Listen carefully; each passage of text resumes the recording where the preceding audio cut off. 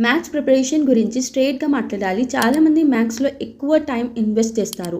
But output తక్కువ ఉంటుంది. Reason is structure లేదు. టుడే మీకు maths high yield preparation structure explain చేస్తా. First step chapter priority. అన్ని చాప్టర్స్ ఈక్వల్ కాదు. క్యాలిక్యులస్, అల్జెబ్రా, ప్రొబాబిలిటీ ఇవి కన్సిస్టెంట్‌గా క్వశ్చన్స్, ఇవి స్కోరింగ్ ఏరియాస్. ప్రిపరేషన్ స్టార్ట్ అయితే high weightage chapters first complete చేయాలి. Second step formula plus application combo. Just formulas memorise చేయడం సరిపోదు. ఎవ్రీ ఫార్ములాకి మినిమం 10 to 15 క్వశ్చన్స్ ప్రాక్టీస్ చేయాలి.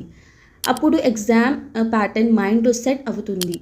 Third step error tracking. Same mistakes మళ్ళీ రిపీట్ అవుతుంటే progress కనిపించదు.